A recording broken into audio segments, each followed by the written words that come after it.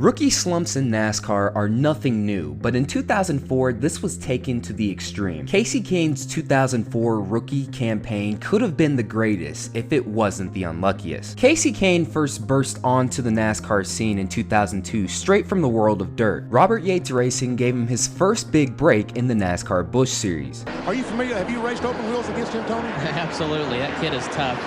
In his first year in the Busch National Series, he went through his bumps and bruises, but he just keeps getting stronger and stronger. He had a good run going at IRP, and he's running really, really strong here today, so I'm really proud of him. Despite receiving praises from some of NASCAR's best, his transition from dirt racing to asphalt was a tough one. Eventually, the transition became easier and easier with every race. A full-time seat with Atkins Motorsports in 2003 is just what he needed. A pole at Michigan and a win at Homestead in the season finale turned heads in the garage area. But behind closed doors, it was also apparent the same driver who was turning heads in the garage area was also very business savvy. I had a friend of mine tell me to give Ray Evernham a call and talk to him. Kasey was a guy that had relatively little experience, but he wins in everything he jumps in. And he got in that Busch car and he did a good job, for Aikens, and we really kept an eye on him. I liked him. I know that the ladies like him, so he'd be a popular guy. But he had that kind of focus, that kind of commitment. You can't have talent without the commitment. By the end of the year, we were working on a deal to run the Nextel Cup Series in 2004, and that was a huge surprise to me. The news might have been a surprise to some, but not to those who had been paying attention closely. With a passionate crew chief in Tommy Baldwin at the helm and Bill Elliott, a future Hall of Famer, taking on the role as mentor, the 9 team looked to be geared for success right away. Matt, what happened with the 9 car? Tommy Baldwin just asked Kasey, is it running or is it coasting? He says it is coasting. They told him to try the backup ignition box to see if that might help the race car fire. Kasey just said it's something big. Yeah, it's big. It is broken. It is smoking. It's big, Matt. He's got big smoke coming out of the pipes. The engine failure at Daytona was devastating, but the next week at Rockingham, Kasey Kahne would officially burst onto the Cup Series scene. Despite not leading a single lap, he was up front for most of the day. However, the most important thing he did that day was being able to save his car for crunch time. Kenseth went low in 1. Changes lanes. Here comes Kahne on the outside. Just can't quite man it right there off of turn 2. McMurray almost hit the wall exiting 2 and drops back. Yeah, he lost a lot of ground right there. Last time through 3 and 4, though. Here they Kahne goes to the bottom. Kahne comes to the bottom. He gets a run. He's got a good run on him. Side by side of the line. Kenseth. Told you it'd be a Moco finish. Matt Kenseth wins the Subway 400. His 8th career win. 1/100th of a second. From an unknown driver to a rookie sensation in just 2 races, the rise of Kasey Kahne was accelerating, and it would accelerate even faster in race number 3 at Vegas when he scored his first career Cup Series pole. It was becoming apparent very quickly that this rookie was the best of them all. He went on to lead the first laps of his Cup Series career with a total of 43. Matt Kenseth was clearly the best car towards the end of the race, but Kasey Kahne did just enough to garner his second straight runner-up finish, and in the process would quickly get memed for it.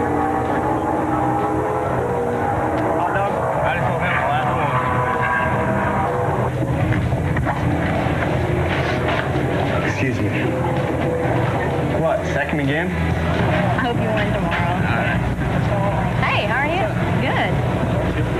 Kasey, you would have been my second choice. But the good times wouldn't last forever. Despite having 4 races with 4 straight top 5 finishes, the next 2 races at Bristol and Darlington saw Kahne finish outside the top 10. However, by the time Texas rolled around, he was back to his true form. He led a race-high 148 laps, and for the first time all season, he truly dominated a race from start to finish. But towards the end, with the right strategy, call, and car, Elliott Sadler was able to take the lead. In an era where Texas Motor Speedway was somewhat entertaining, unlike today, these convergence of factors set up the track's best finish in its history. This is his move right here. He saved this.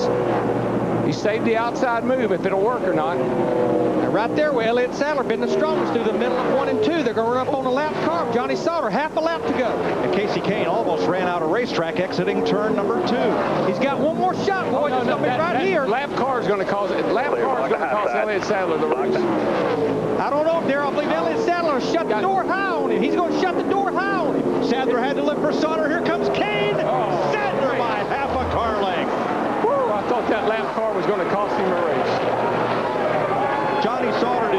do to get to the bottom of the racetrack. Elliott Sadler had to lift for a moment to be able to clear Sauter, and that almost handed the race to Kasey Kahne.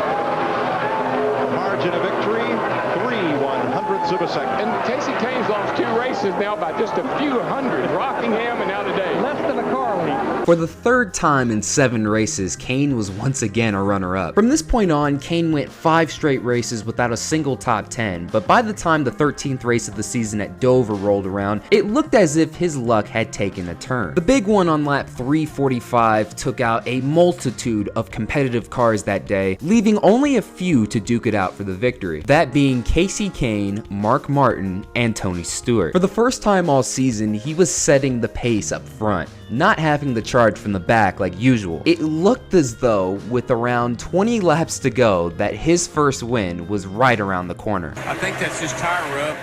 Cut a tire down. Got a lot of damage. Yeah, he's still going. And Kahne and Martin pull away just a little bit from Tony Stewart, who fires it in Kasey 3. Kahne lost it. Oh, there's oil. There's oil on the racetrack. Use my time. You got it. Oil on the racetrack. Mark Tony Stewart gets by. I think Matt Kenseth may have went up and brushed the wall. How close can you come to your first win and not get it? Tommy Baldwin is just, he has no idea what has happened here. Oh, that poor kid. Boy, Darrell, I'd rather finish second by a foot like he's done 3 times than have it end this way, for sure. No, he's got to be heartbroken.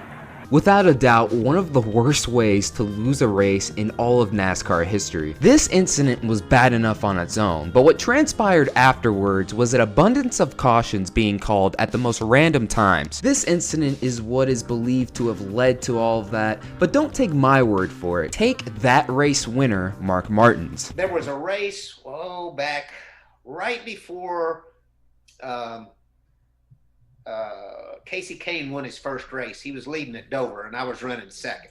Up until that point, NASCAR didn't throw a caution for anything. Stuff could be laying on the racetrack. They just didn't throw cautions very often, unless it was really dangerous. Some people were saying there was oil on the racetrack. I never felt it, never saw it. Kasey goes in the corner, leading the race, backs her in the fence. There must have been something there.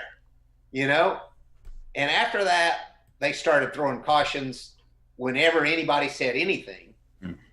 And then they just started throwing cautions for show. Ironically, a couple races later at Michigan, it would be a caution that turned out to be the deciding factor. The very end of the race saw Kahne setting up what would be an epic finish with Ryan Newman.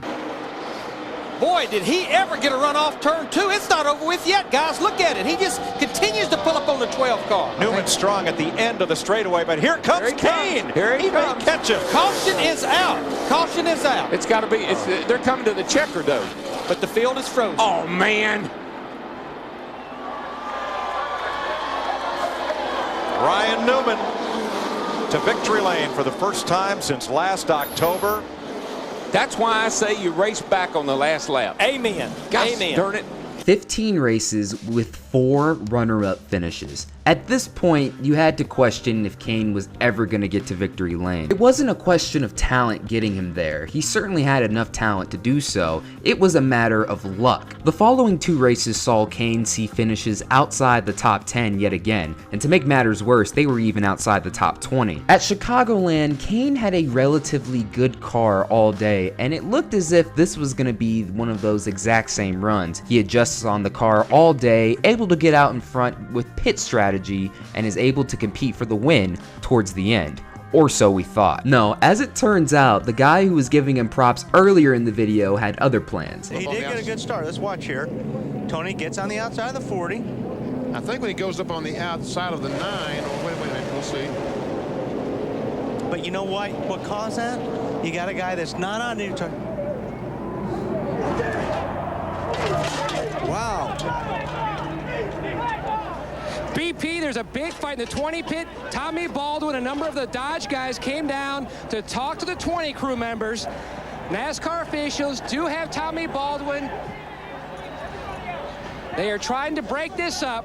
Huge altercation down here in the 20 pit, guys. And to add insult to injury, Tony Stewart would actually go on to win that very same race. The altercation on pit lane truly showed how frustrated the 9 team was. The DNF caused Kasey Kahne to fall to 14th in the standings at the halfway mark. This put him outside of competing for the inaugural chase for the Cup, as at the time it was the top 10 who advanced on points alone. The next 6 races after the Chicagoland fiasco saw Kahne finish inside the top 10 4 times, putting him in fighting distance to compete for that season's chase. The Labor Day weekend race at Fontana marked one more race before the chase was about to cut off, and Kahne was able to get his 5th and final runner-up finish of the season to Elliott Sadler, moving him to 9th in the standings. Kasey Kahne can simply control his own destiny with a good run at Richmond.